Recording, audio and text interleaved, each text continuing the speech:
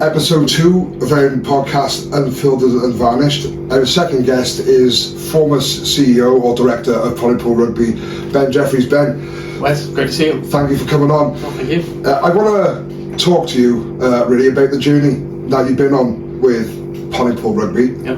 I know you've had some highs and lows as well, not just on the pitch, also off the pitch. I just want to start off with, really, tell us a little bit about you, like what got you into the love of rugby, and what was life like for you before Pontypool Rugby? Yeah, certainly. Thanks for the invitation. First of all, it's great to be here. It's an interesting introduction I had to rugby, in that pretty much the first game I saw was when I started in the job. I didn't grow up fanatical about rugby. I didn't grow up idolising the game or the people that played it. I always had an interest in sport. I was more of a football fan, I'm sorry to admit, back in the day. An Arsenal fan, so it makes it even feel better. I never sort of win anything. So, and effectively my father was a lifelong Pontypool fan. His father had brought him up with the club growing up. And my father had been very successful in business, and he was in a position to help the club when it went through a very difficult time, essentially. So he sort of fell out of love with the club a bit himself, sort of through the noughties, the 2000s, and there was a time, I think it was around about 2009, 2010, Pontypool had the Great Escape, as it's known, with the supporters. I think they were facing relegation from the Premiership, and they went on a really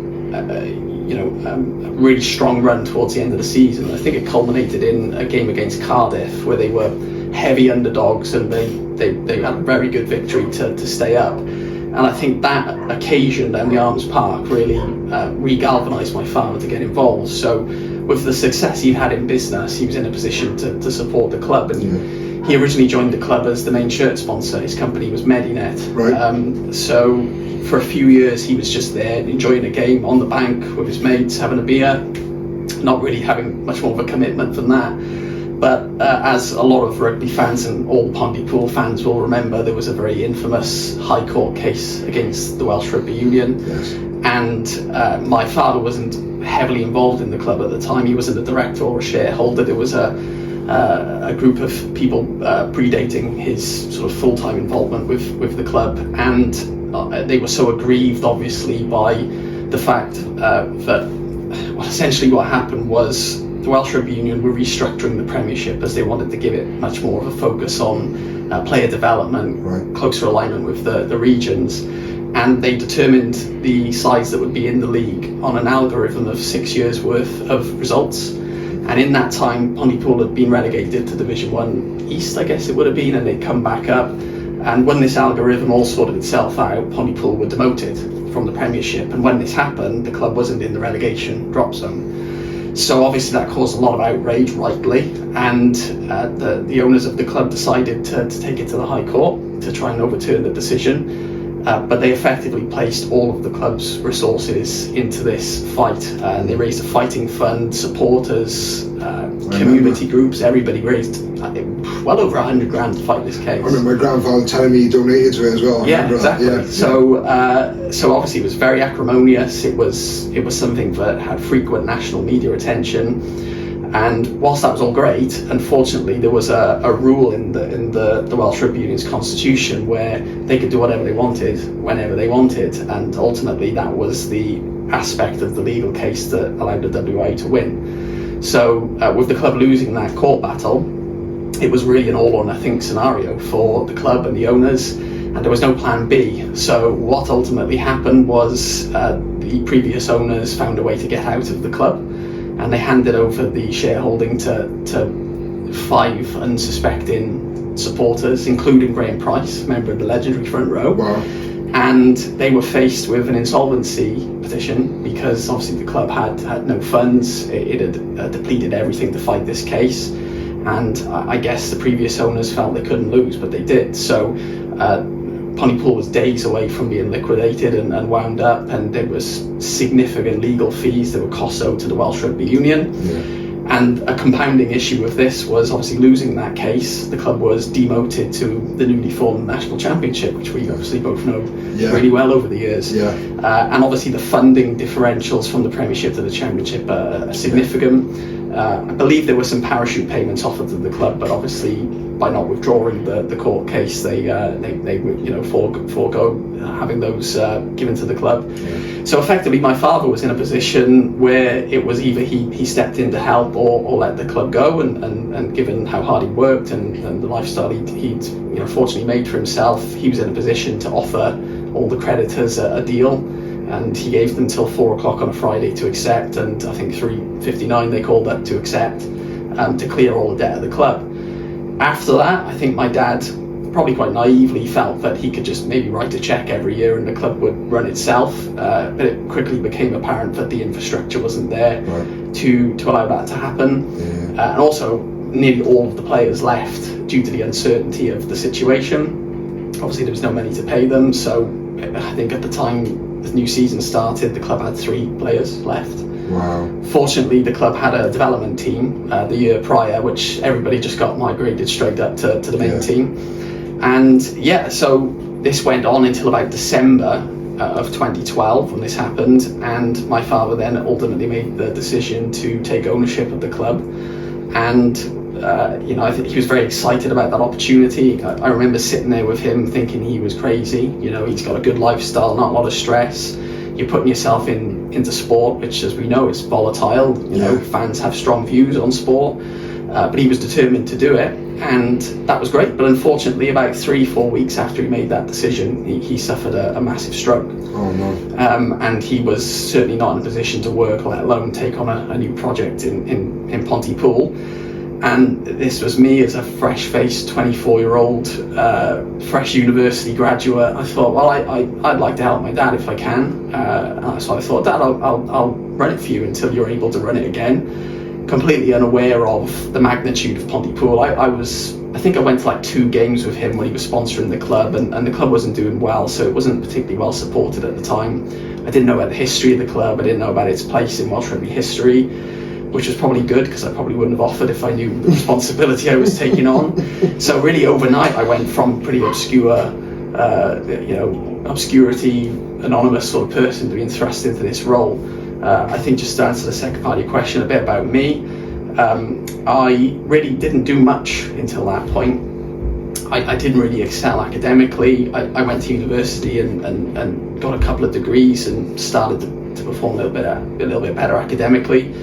But as I'm sure we'll come on to at some point, like my life was not great. A lot of mental health struggles, a lifelong battle with depression and OCD, and at that time I was pretty much housebound. Like I had really bad OCD, and I was terrified of germs and catching bugs and this and that, and I got so out of control with it that I was in a really bad way. So it really took over your life. Oh, completely, yeah. So when the club came along, it later became my salvation. Ultimately, it helped transform my life in a way that just wouldn't have happened had the club not come into my life. So it forced me to get out. I went from a place of I can't leave my house today to I've got to meet volunteers, sponsors, try and put a team together, try and get this club going, and it just gave me a focus, and little by little it got me out a bit more, and I didn't really have a choice when I made that commitment. So I owe a lot to the club, but it was a very interesting start into my life in rugby. Hadn't had a clue how it ran, the rules, anything. It was a strange time.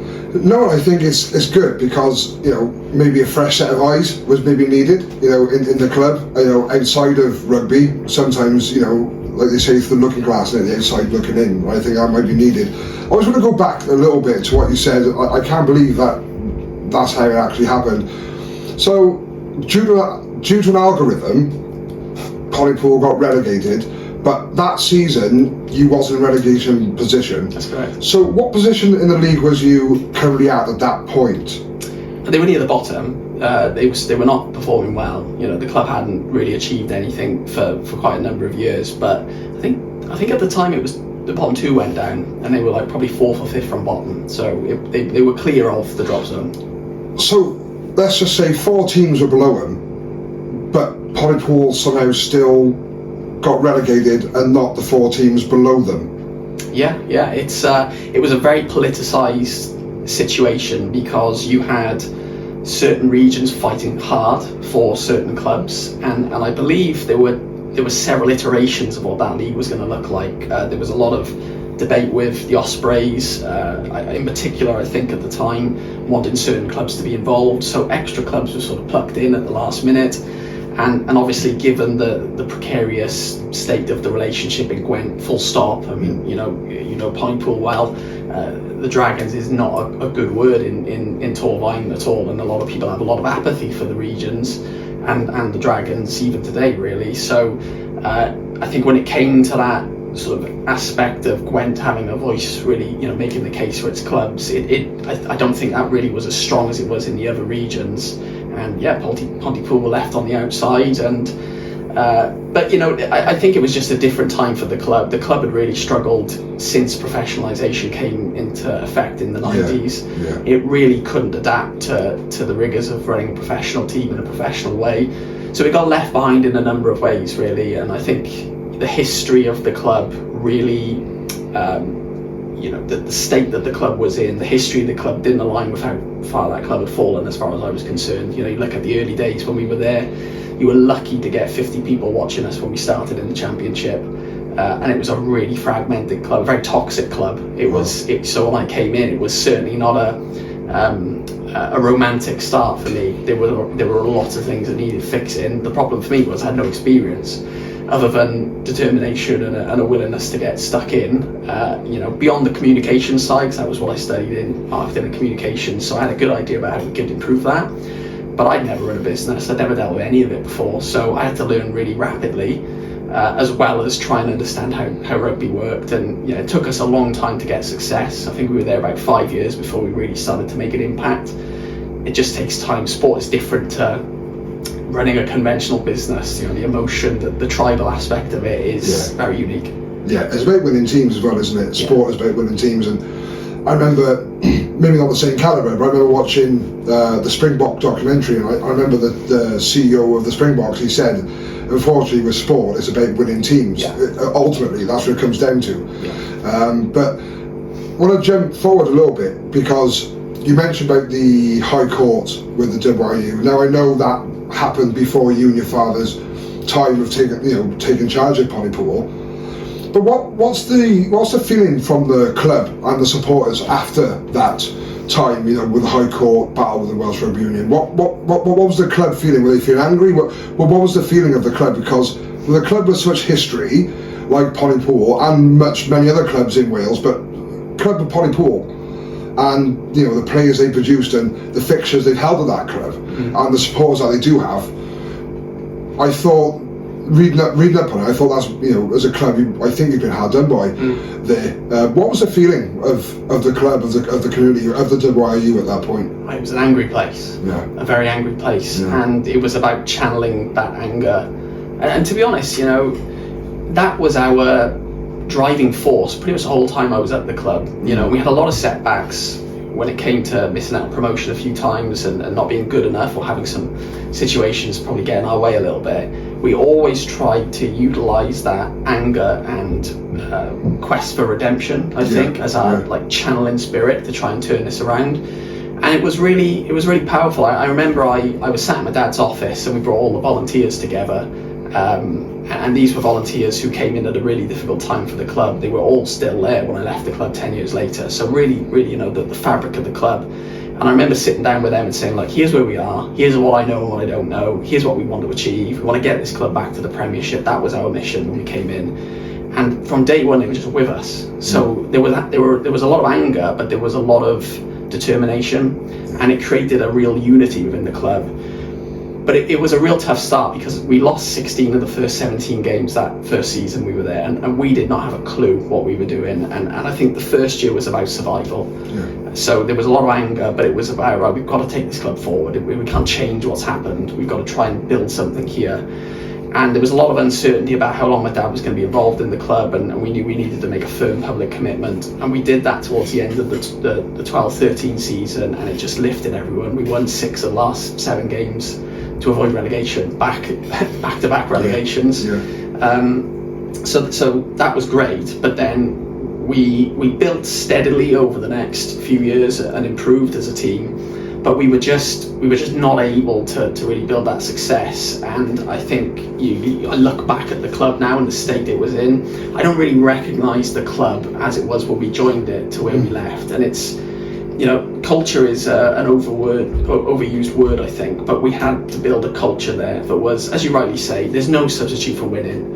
It's no coincidence that when we started dominating the league and having really good cup runs, that's really what brought a lot of fans back to the club. Yeah.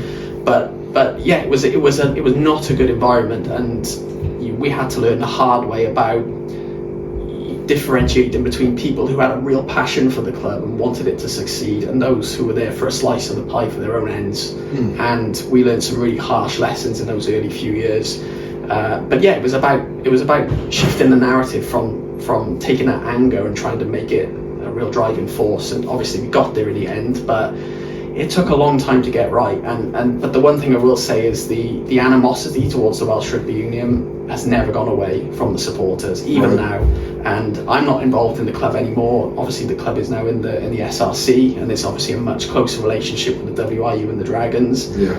I'd still be fairly confident that your general supporter on the bank has a lot of distrust and a lot of apathy towards the Welsh Rugby Union in particular, and I don't think that will ever go away no matter what happens. People just do not forget, especially in Torfaen, that's for sure. Yeah, and that's a shame, because I thought Welsh Rugby was about being as one together. Yeah. You see the big sign, this is our game, this is our house. Yeah. And it reading between the lines, you expect to see the word fairness brought into that equation, wouldn't you? And I want to dig into now, post the court and all the problems that you've just spoken about, the good bit where you started getting a run of wins, and I think at one point, was you in the Championship at this point, and you was beating teams in the Premiership? Yeah, good cup runs. Quite convincingly as well, in some of the games. I know it fell short, I believe, against Merthyr on the 1 year, but up until that point, didn't you beat like 3 or 4 Premiership sides up until that point? Yeah, so the real change for us, got involved in 2012. It wasn't until 2016 we started to shift the dial a little bit, and the key thing for us was a number of things, and I'm always honest enough to accept. I was not great at my job for a few years. I had no experience, I had no leadership qualities about me. I had a preconceived idea about what leadership was. I thought it was about really being a strong character and having to know everything about everything, and sort of channeling my energy in the wrong places, I think. And I was quite volatile with that. And I think we had this misconception at the start that if you bought the best players and just bought the best coaches on paper, you would naturally steamroll everybody and go up. But what it did for us, it created a pretty awful team environment. Wow. So we brought in people who on paper were superb players, the best in the Premiership, let alone the Championship. But when you put them all together, it was bad. And it was very toxic, and we had repeatedly finished 4th and 5th. I mean, 1 year we lost 10 games, I think. So those are things you don't see behind the scenes, isn't it? Yeah.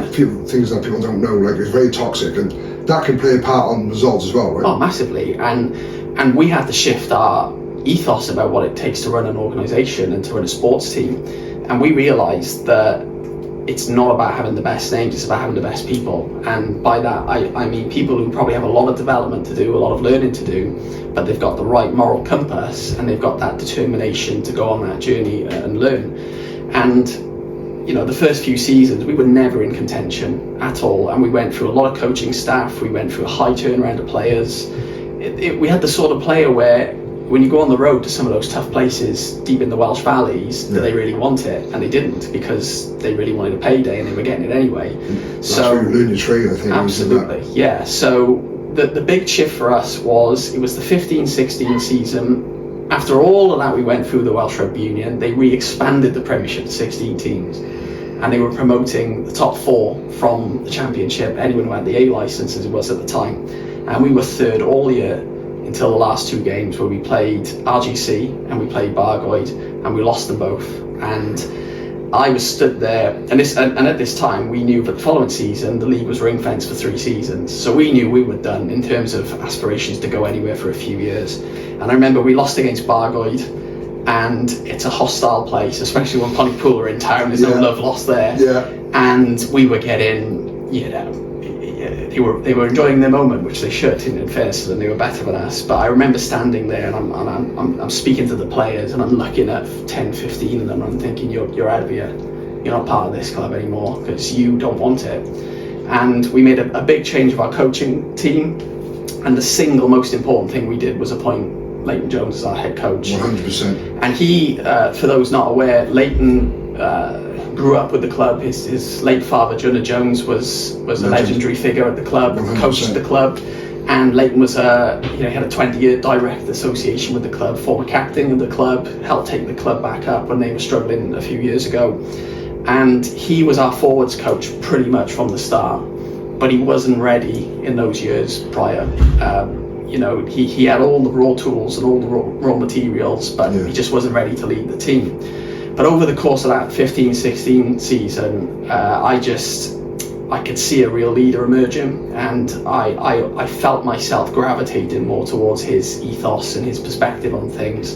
And we had a coach called Louis Tonkin as our head coach at the time, really good coach, and had brought a lot of success to Carmarthen Quins, was head of rugby for Cardiff Uni, fantastic coach.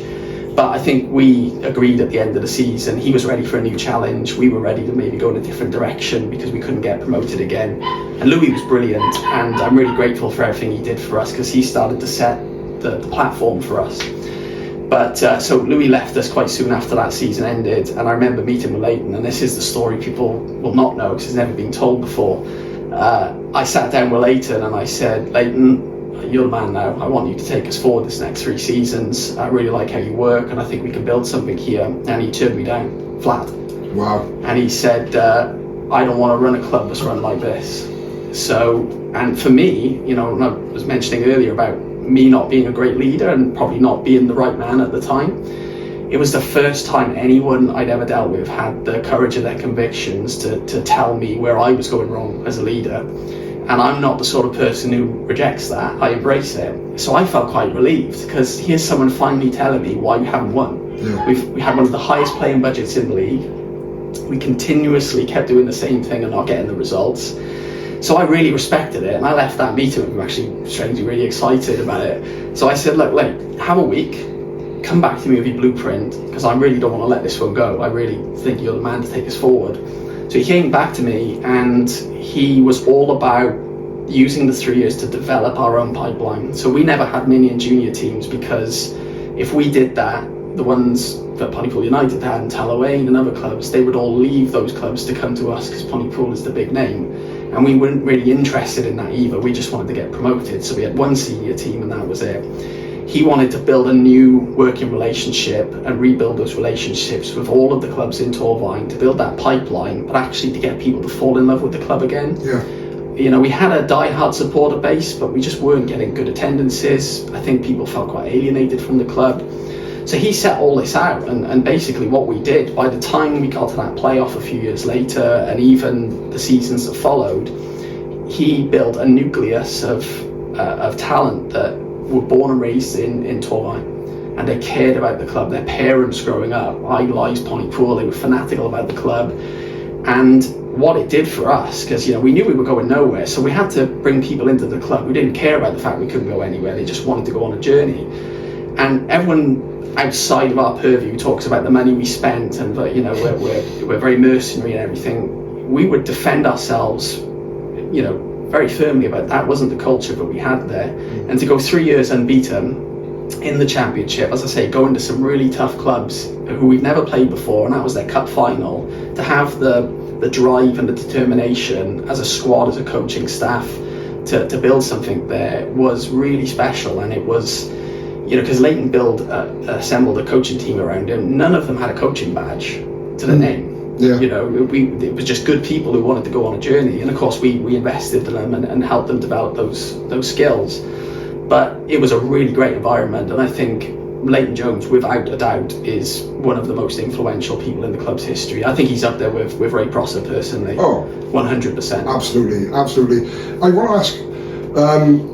It would be good to speak to Liam, actually, on here, if you ever like to come on one day. But just from your perspective, what was his view and your view, and as a club's view as well, because you've gone through that battle and you've gone through all this work now to get the club turned round.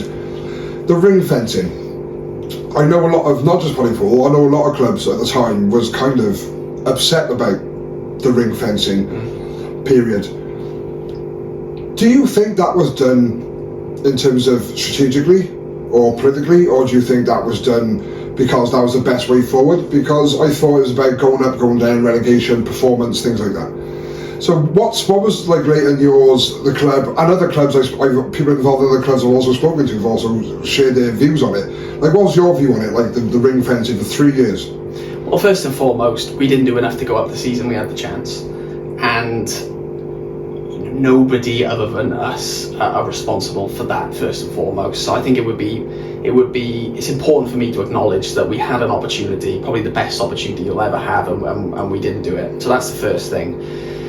I think for me it's part of a wider issue that has really caused our game in Wales to suffer so much, in the sense that the Welsh Rugby Union has never had, and still doesn't have, a cohesive plan for the game.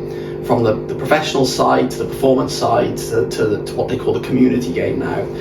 They've never had a real clear identity for the club game in Wales. So for me, the frustration wasn't so much that we couldn't get back up. It was frustrating, don't get me wrong. But their rationale for ring fencing was flawed, because they felt that by ring fencing the league, clubs would be more inclined to support the development of players to benefit the regions, because there was no relegation. But what I think it really did was it really it devalued the quality of the Premiership. And you were around the league at that time. There was no jeopardy, so attendances were dipping. And I don't care what anyone says, if a team knows it's not going to get relegated, there is a psychological element if you're near the bottom half of the table where there's no consequence. Hey, it is what it is. So for me, it was a wider frustration, and I was, during my time at the club, very vocal against the Welsh Rugby Union in a lot of areas. And the underlying frustration for me was they just didn't have a plan, and they didn't have a plan that they were willing to see through and build. So the Premiership and Championship went through like 2 or 3 iterations of what it was there for. Obviously now they've created the SRC and that's split the Premiership away from everything else completely, but it's not been cohesive. And for me, ring fencing is the single most destructive thing that I think happened at the top end of the club game for many, many years, because there is no substitute in sport for jeopardy. That year where they were shrinking the Premiership again, and obviously demoting the 4 or 5 down after the ring fencing, again, they just couldn't settle on that product. There were some nervous clubs that season, and all of a sudden people are going back to watch it because there's something on the line. It's not, for me, a very difficult concept. At the end of a season, people need to go down and people need to go up. So for me, my frustration was always the wider aspect in terms of the strategic direction that the WRU were taking. I always felt the WRU wanted to work against everybody, not just Pontypool. And there was a lot of, there were characters involved, the chief exec, the chairman, for me, the board. At the time, they weren't for me to be running a business that turns over £100 million a year. You had people who had no experience of running businesses or had specialities in certain areas to drive the game forward. And it was all very parochial. Who knew who could talk to who to get something from it. And when we were trying to build a proper club, a business, and something that really did things the right way, when you're operating in a world and you're relying on a governing body that's just all over the place, for me that was the frustration. So I know our supporters very much felt what you were asking there about. They felt that it was a deliberate move, a series of deliberate moves to stifle the progress of Pontypool. I don't really know from my point of view, but what I do know is we channeled that, as I said earlier. We knew that was a really strong message from our fans that they were giving us, and we very much shifted our marketing, communications and everything into that. It was about redemption and building and getting back where we felt we belonged. And over the course of that 3 years, 3 years is a long time to be in a league you shouldn't be in. This isn't arrogance or anything, but we regularly had clubs after games, we'd stick 60, 70, 80, 90 points on them, and they would all say, we want you gone, because no one else can win this league. It's not right you're in this league. So we just channeled it and used that as our underlying determination to get through that 3 seasons.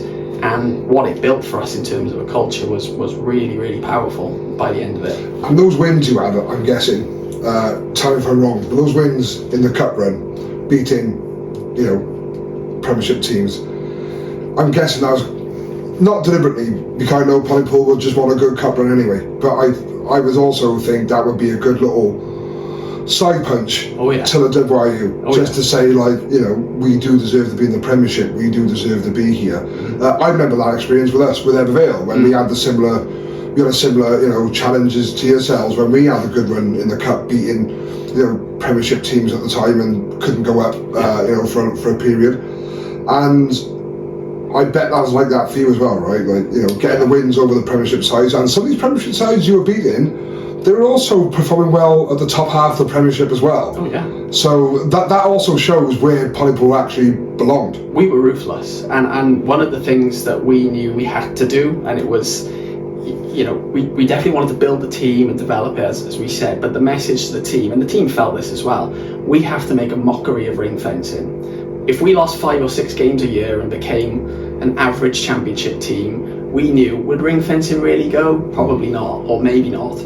So we knew we had to be absolutely ruthless. The point had to be made. Yeah, so when those cup runs came along, we were underestimated at the beginning. By the end we weren't, but that first year, I remember we went to Parky Scarlets and we beat Llanelli. It was the first time we won there ever as a club, and that was such a symbolic victory for us. It was the first season of the ring fencing, and I believe that year we beat Cardiff I think it was in the next round. And the reason I'm smiling is, I think if any Pontypool fans watching this, that game in Cardiff, there was bad blood between us two on the day. They didn't want to play us on the Saturday evening because they knew we'd bring a crowd, so they tried to play us on a Thursday night or a Sunday afternoon, and it actually went all the way to the WRU's fixtures committee, because we were not backing down. We were playing Saturday night because there was a conflict with the Blues and a Pro 14 match, or whatever the league was called then, and we dug our heels in the ground, and they wouldn't even let our kit men in the ground. They made us change in the changing rooms down by the Principality. No. Oh yeah, it was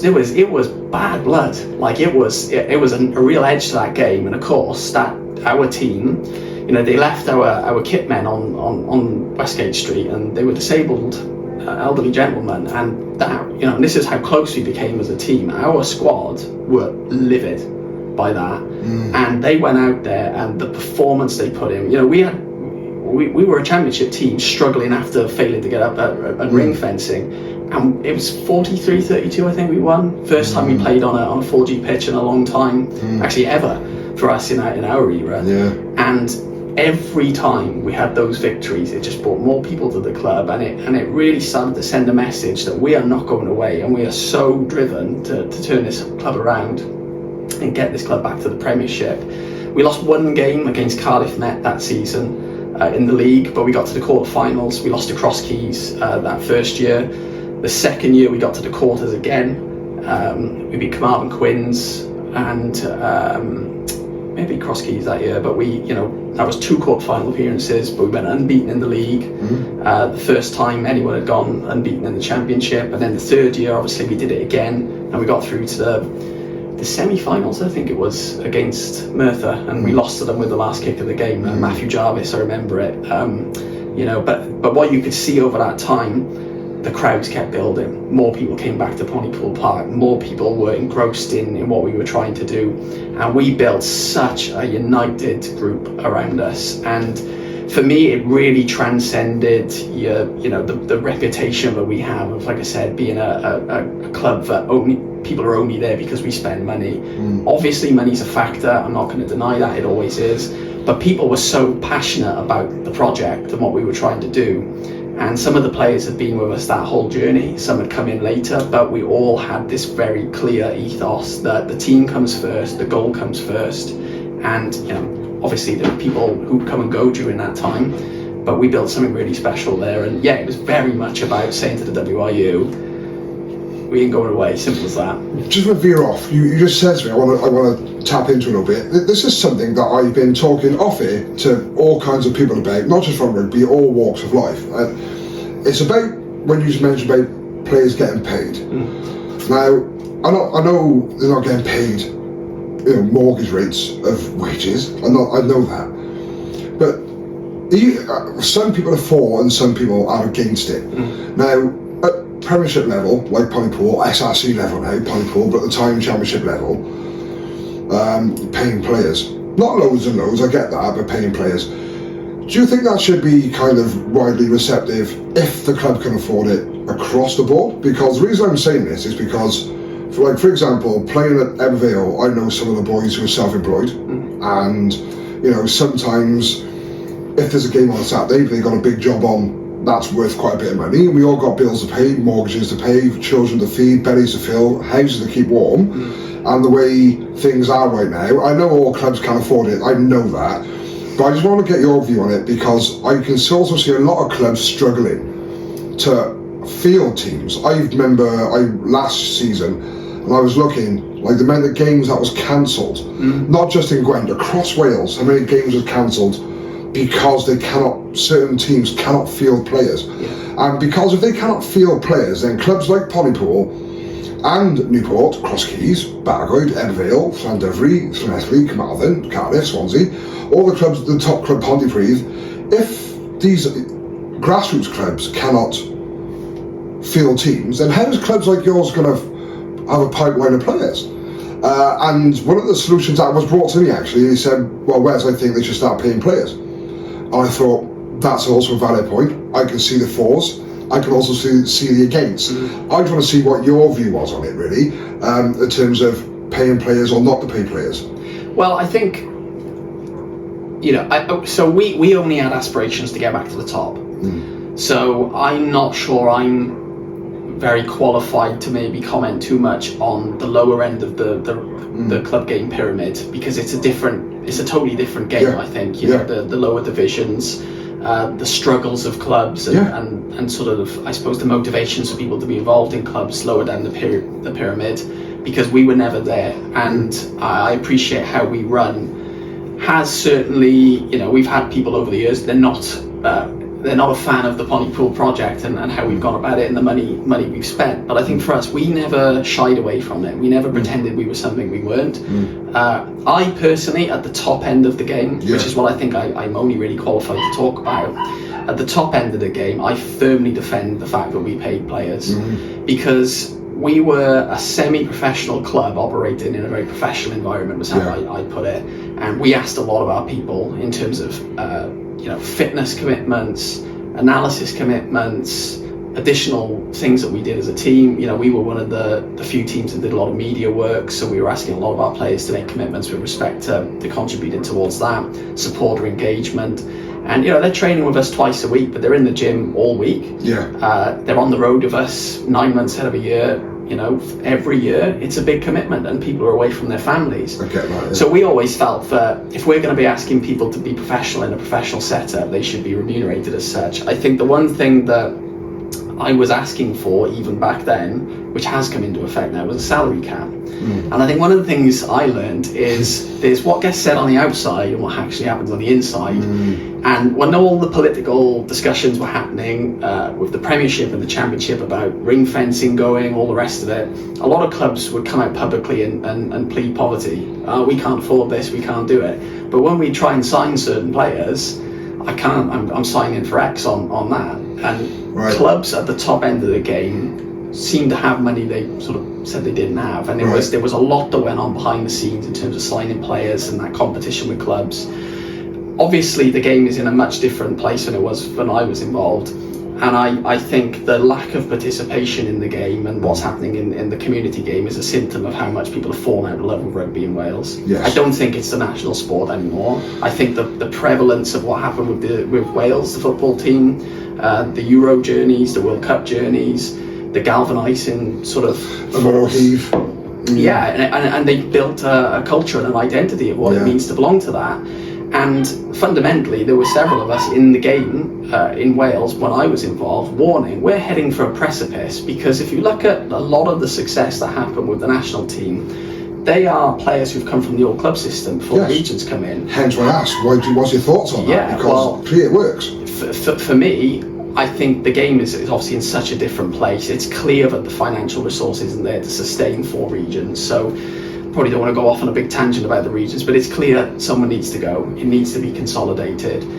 They need to find a way to, and I feel really sorry for the players in the regions and the national team. They are lambs to the slaughter, and they are victims of a failed structure that was was on the horizon for a long time, and now the game is in it. That no one seems to have an idea of how to get out of it. But the only way really is to bring success back to that national team and have a setup where the regions or the pro teams, whatever we call them now, are in, say, an Anglo-Welsh competition where people are going to go and watch it, fall back in love with the sport, and that does transcend down. But that's going to take a long time. When you said, rugby will soon potentially not become no longer the national sport, that is absolutely nuts. Yeah. To think that, considering it's in the DNA of majority of the population of the country. So for you to say that, and especially your calibre of what you've been involved with rugby, you would know more qualified more than me to give that. That is nuts. That we could be going down that path. That's absolutely nuts. And you firmly believe it's due to restructure, not the structure not being done properly, not no plan, like you said. There's no plan for the community game, and that's why I want to know, like, have we got here? And that's the point I want to make. Like, have we got here to a point where local grassroots clubs cannot field teams anymore? Like, you were probably seeing yourself. Like, I seen loads last year, loads of games cancelled. Not because of weather. Majority of the games cancelled last year was because majority of the sides could not field teams. And I thought, this is Wales. A country that's, if you're not born with rugby ball, you get them one whether you like it or not. That's how it is. If you could say mother and father on your birth certificate, it would be rugby. Absolutely. And so for clubs that can't field teams like that, it's worrying. I think there's a couple of factors. The first thing, COVID had a huge impact. I think we didn't play for 15 months. And obviously we had the resources to come back, and people were still keen to see how our project would continue forward. But I think a lot of people having that time with their families, not being on the road all the time, not getting their bodies battered every week, I think a lot of people, it changed their priorities in life, certainly for a while anyway. I think that's definitely an impact. But I think in terms of the game in Wales, the biggest impact from my point of view is the Welsh Rugby Union at the time measured their worth and success on how they did in the Six Nations, predominantly. Can they sell out that stadium? Can they win the Six Nations? And I think those who have been in the game and have a good look at the past and what happened, it was almost like, let's do that in spite of everyone else. Never mind the regions, never mind their struggles, because as much as we talk about the regions and perhaps their lack of integration with the club game, they're really struggling to survive themselves. And these are people, benefactors, who put millions into these clubs, and without them, they would be gone now anyway.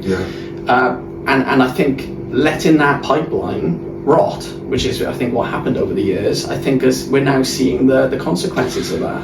So I was going to ask you, because of the wins that we did have in the Six Nations, the Gatlin years, from 2008 onwards when we had those good spells, do you think that was just a plaster being put over the actual problem? Because the reason I'm asking, because you kind of seen it now. Look, I am playing international rugby, and so I'm not really too qualified. But what I have seen is that Toulouse, Stade Francais, Toulon, all those clubs are playing well. You see France playing well. Leinster, Ulster, Munster, Connacht, they play well. Ireland are now playing, also playing very well. Glasgow and Edinburgh also, I know they only got 2 free clubs themselves, but they also, Scotland as a whole, are playing better because their clubs are also playing better. When you look at the league that we're in, the Welsh clubs are always at the bottom half or mid-table at best. And I was wondering, why are we looking at those lessons being learned? And you look at England, and as much as we despise being next to England in terms of rugby, but when you actually look at them as well, like their Premiership, when it's Leicester versus Northampton, it's packed. Gloucester versus Bath, it's packed. Bristol versus Exeter, it's packed. Whether that's at Exeter or at Bristol, it's absolutely packed. I remember going to St Paul's when Bristol had Exeter in 10, and I was working. I was doing a knife crime session to youngsters in a youth club in St Paul's. And the streets were packed. I mean, the streets was packed, and there's a place, me and my camera guy, there's a place in Bristol called Rice and Things, Jamaican place, And it was absolutely rammed. I mean, like 50, 60 people deep looking to get food before the game. And I was saying, what's going on? They went, oh, Exeter in town. What? Like, yeah, we're playing Exeter. We're not missing this. And they're all there. And you even got the Bristol Rovers football fans going to the Bristol City Football Stadium to support Bristol playing Exeter. And the reason I'm saying all these things, because I'm saying actually you can see like it works. And when you bring in all that kind of crowd, then fair play to Exeter. When we was in Bristol City Centre, Exeter didn't bring a small crowd either with them, and some of them even were that passionate. They even got their own train up to support Exeter, you know, and they're all there, you know, waving with the Indian hats on, banging the drum. I thought, oh my God, you won't see that at a Welsh club game. Yeah. And I just want to ask your view on that. Like, say, why aren't we seeing the lessons learned from these other countries who are doing well in the Six Nations and producing players through their clubs and through the supporters? Like, why are we taking those lessons? Yeah, I think it's. I feel like Welsh rugby has kind of like sleepwalked into some of these issues, because, like I say, there was a contingent of us who could see this come in. And I'm not saying this told you so kind of thing, but we could see it. Like, it was on the horizon, and you had strong personalities running the WRU who were more focused on the battles that they were having with the regions, etc. And you know, as you said earlier, I think the Gatland era and all that kind of thing put a big plaster over the issues. There's several things. COVID decimated Welsh rugby, and the financial setup with the loans that were given and, you know, the security that was required to get those loans over has been, you know, a really difficult thing for the regions to live with. But to your point, the URC is not a good product. It's not, if that's what it's called. I'm so out of the loop with the game now. But, you know, and to your point, you know, Newport is what, 20, 30 minutes from Bristol. Could you imagine going there, you know, having a Newport, you know, branded team against Bristol in the English Premiership or some Anglo-Welsh sort of competition? There's no competition there. It's what people want to see. So I think realistically the number of regions is going to have to cut, and those regions then need to be put in a competitive environment where they can actually grow their commercial value, sell out stadiums, build that identity that you see in England and other countries where that's more successful.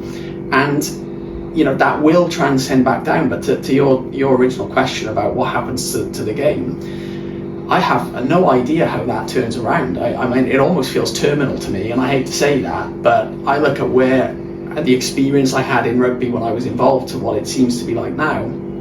If it wasn't for the clubs working as hard as they do, because I think the one thing that doesn't get acknowledged enough is just how important the volunteers and all those people who work at those clubs, because without them really slogging it out week in, week out, it would be gone anyway. And for me, you know, as an outsider now, that for me, the Welsh Premiership is more exciting for me than the SRC. Wow. Because the clubs still have total autonomy. That's just my opinion. But that's not promoted actively by the Welsh Rugby Union. It's not celebrated as the top of the club game away from the SRC. And as an outsider now, I don't see the stories. I don't see the promotional push. It just exists. And I think the Welsh Rugby Union just need to get a little bit more serious when they sort the structural issues out. They have to invest in promoting the game, marketing the game, and bringing a new audience to it, because, you know, we were talking earlier that a lot of the people who hold Welsh rugby so dear in their heart are an ageing population, and they don't have the people growing up now with what we've described. They don't have the experiences that people had in the 70s, the 80s. You know, people leaving school early to go and watch Pontypool play New Zealand in 1989. Those days are gone. Jesus Christ! It was funny, but it was funny. Yes. So Ben, like you mentioned, you know, the ups and downs and where it's been, and your thoughts on Welsh rugby and the way it's going, and obviously the hard work you and your dad has put in behind the scenes with the volunteers. I just want to, before we come towards the end of this, I want to ask you something now that's very personal, and I think it needs to be spoken about. Only on a couple of things. One, I work with, you know, males with mental health and victims of, you know, domestic violence, and I've seen some of their struggles. I don't mean this in a genderist way, but I do see some of their struggles, and I hope that this will be hopefully an inspiration for somebody who has mental health and, you know, wants to speak about these kind of things, you know, and because it wasn't always tickly boo for you, was it? No, I've had certainly a long road off the field, I suppose you could say, Yeah. in my life. And look, I mean, you know, there was obviously for a good while I was in the public eye a lot with my role with Pontypool and Welsh Rugby, and I you know, it was quite tough really, because there was you get a lot of abuse when you take on a role like that, and certainly when there's an image of me being the son of a you know, a very successful entrepreneur. I think there was a perception that I had nothing to ever struggle about, and that what could I possibly be depressed about. But I have massively struggled with my mental health throughout my whole life, and it's been a real difficult journey for me through, you know, as I said at the start of the interview, really, I you know, leaving university, that was really when things started to really unravel for me. And I now know, so I later life been diagnosed with bipolar disorder, and the statistics are very clear about how your late teens that can really start to materialise. That's obviously what was happening. But I've been to rehab twice. I've had really, you know, difficult brushes with suicide. I've had really dark moments and dark times, but I've learned a lot as well over the years, and certainly this last couple of years, I think certainly since leaving Pontypool has really been transformational for me. I think there was a lot that was happening behind the scenes that not many people would really know about. And I think in the run up to COVID in particular, you know, some of the supporters may remember I ended up in rehab just before the pandemic really took hold. That was my second stint there. But you know, as well as the mental health side of things, you know, in our personal lives, we all have difficult moments, and it's something I was quite vocal about really from like 2018 onwards. I you know, I knew I was going into rehab the first time, and I thought I was going to back out going. So I thought if I came out publicly about my mental health, it would motivate me to not you know, U-turn on that decision. And but good on you though for doing it though. Good on you for doing it, because men are seen, you know, not to seek help. So it was actually very good that you did.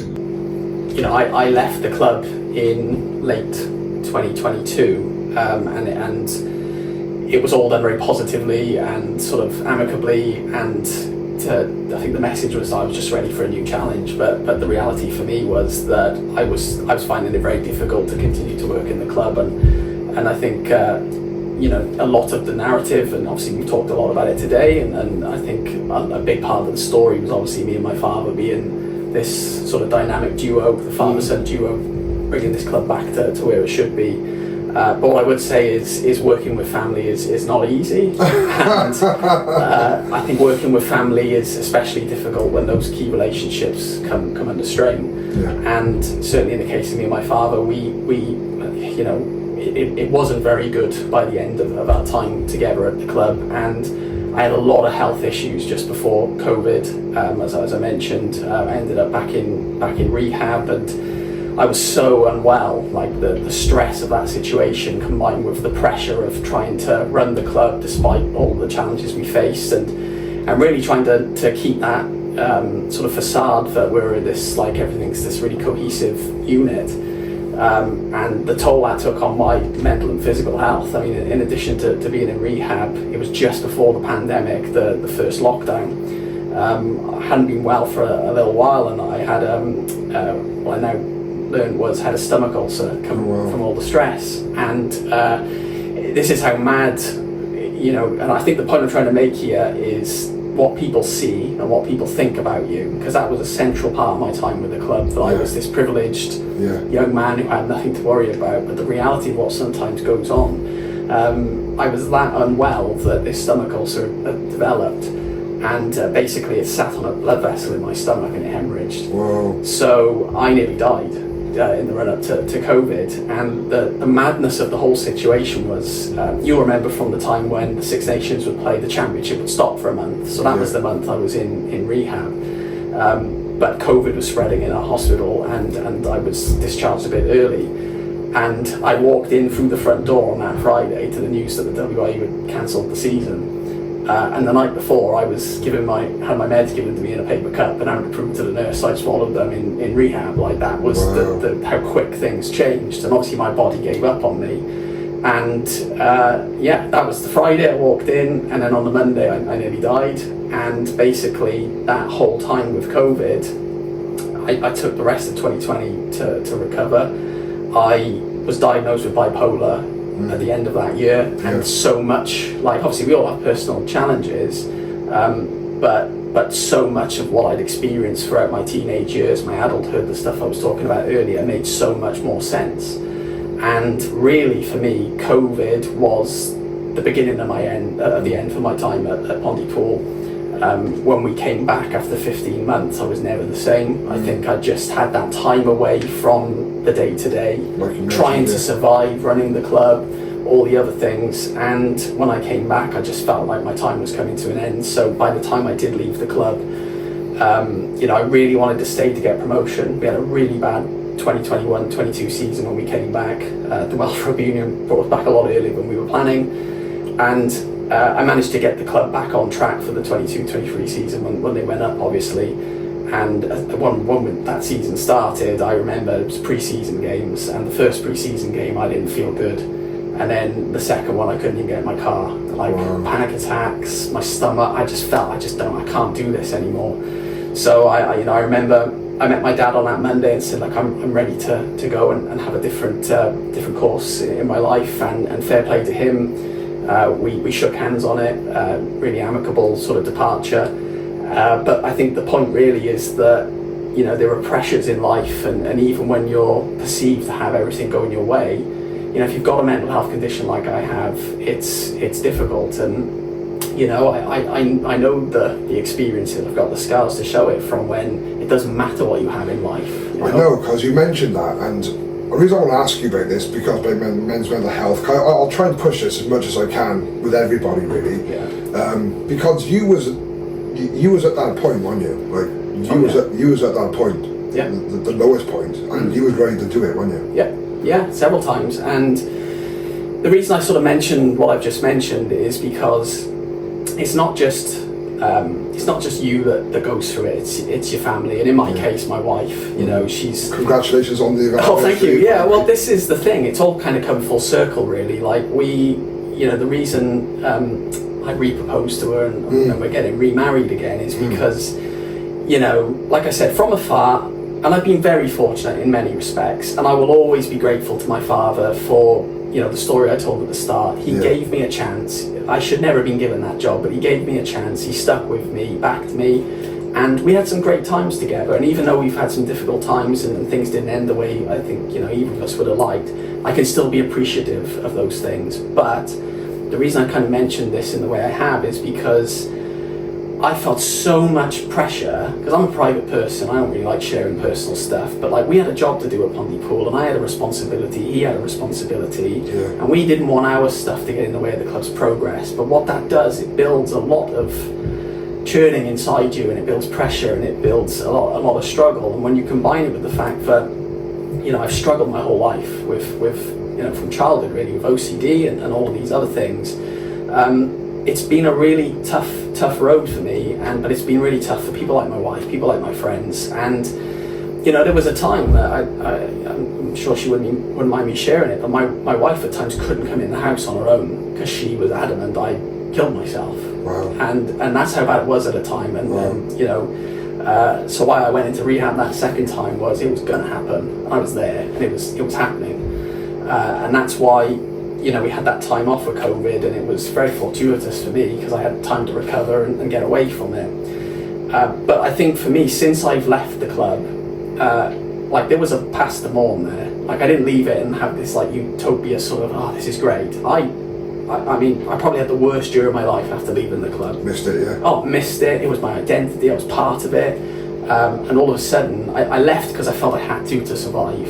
And that's not a criticism on anybody else, it's just how I felt. I just couldn't do it anymore. And that was a massive past to mourn. But what it did do is I learned so much in the time I've left. And if I hadn't have left, and if I hadn't have learned lessons and gone on a kind of a new journey, I wouldn't be here. And it's as simple as that. And I think I would just like to say, probably the most pivotal thing that happened for me was I changed to a different therapist called Michelle Hitt, Right. She's based in Cross Keys, and I started seeing her in the middle of 2022, so a few months before I left.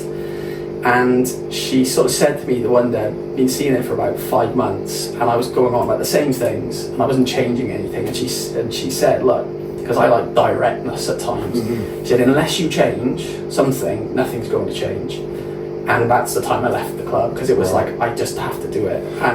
And what I've learned about trauma, the therapeutic process, and the growth I've had since that, I'm in a position where I can be grateful for certain things, even though certain things didn't go the way, you know, you all want a nice ending, a fairy tale ending, but sometimes life doesn't happen that way. But I just want to say, Ben, like, you went through all those tribulations, not just on the field, off the field, with you personally.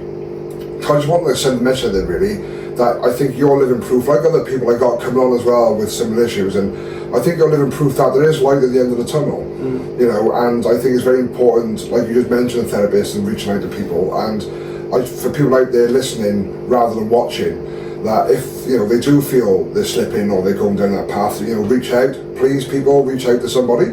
I think Ben talking this experience is a good example about reaching out to people.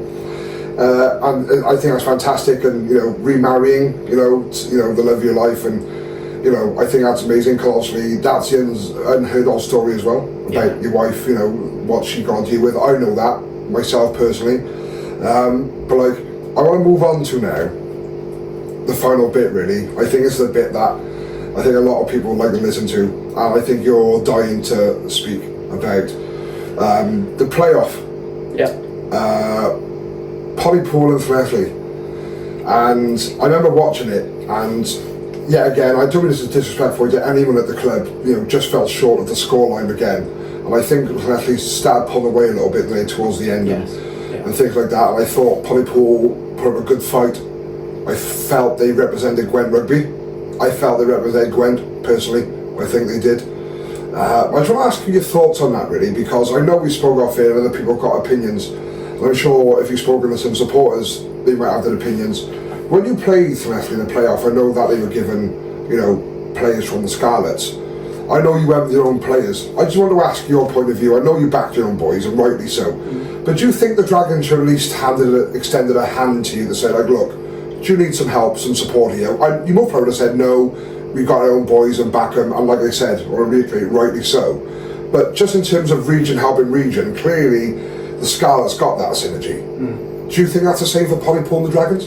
Well, I think you know, we talked about this before, but I think for me, we were so driven on our decision, it didn't even matter to us, and we were, and obviously being in the Championship, we didn't have the direct links that we had for the Premiership clubs in Gwent would have had, your Evervales, your Newport, so we didn't have that really established link. We'd have the odd player sporadically to help develop, but they wouldn't be with us long because they progress up quite quickly.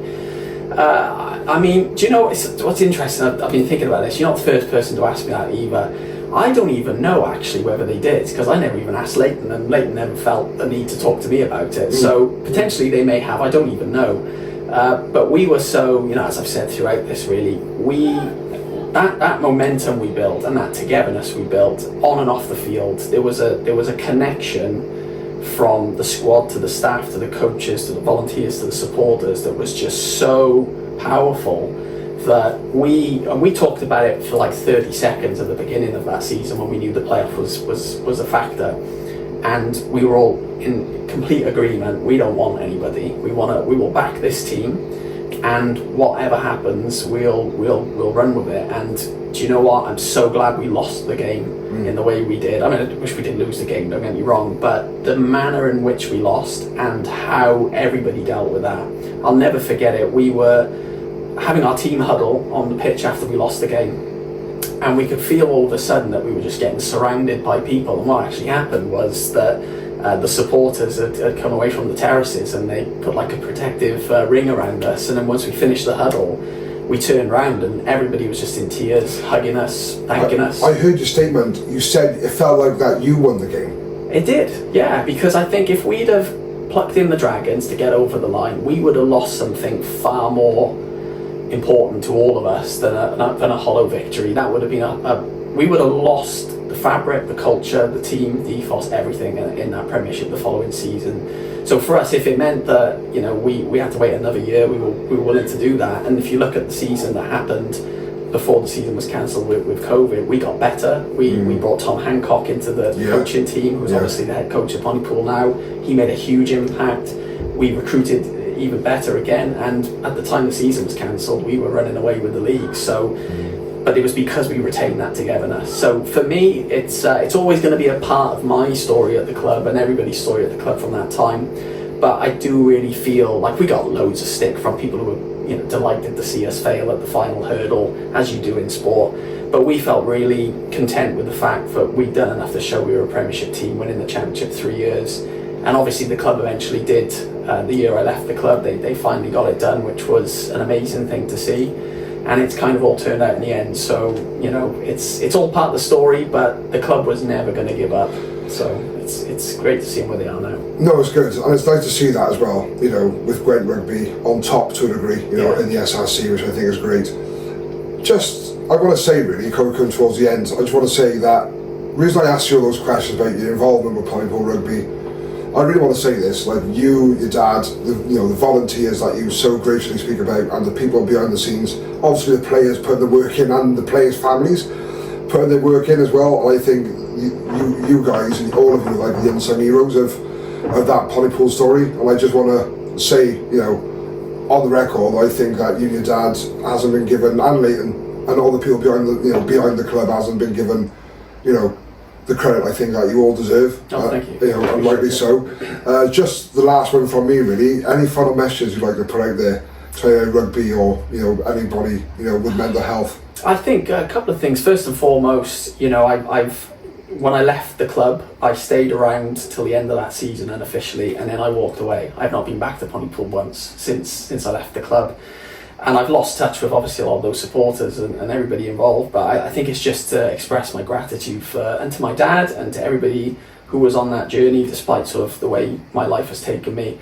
I have so much to be grateful for my time in the club. I joined the boy and I left the man, and I think the perspective it gave me, the confidence it gave me to have a career outside of the family and on my own terms, as I owe it all to Pontypool Rugby Club and everyone involved. And I think just with mental health, it's probably two things for those going through it. Let me tell you, I've had more than my share of moments where I sat there with my wife or on my own, where it's like, I'm done, my life's over, I'm not getting through this. And somehow, from my lowest points of my life, from leaving Pontypool and rebuilding my life, what I've learned is that if you just give yourself a try, if you can just keep going, it can work out. And I think, you know, the people I have in my life now, as you say, I'm remarrying my wife. We want to celebrate and like start a new part of our lives, a new chapter. And if you told me that 2 years ago that I'd be here, let alone actually feel like I've got a life I can live now, I wouldn't have believed it. So if there's anybody who's really having a tough time, just if you can, just keep going, because it can work out. And I think the only other thing I'd say is to those who still have those ideas that mental health is a weakness or that certain people can't suffer, we all go through different struggles in our lives, you know, no matter what they are. And if anybody is dealing with mental health, just have that compassion for each other. And it sounds cliche, but it is really incomprehensible to me that in 2025 we're still having to kind of like fight for mental health to be taken seriously.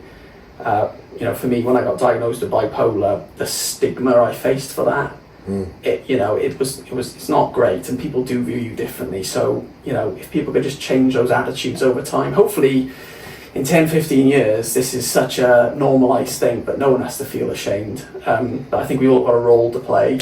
And it's been a long journey, but I'm glad to still be here and grateful to have met you today. So thanks again. Ben, another great guest. Thank you. Thanks for coming on. Cheers, Wes. Thanks a lot.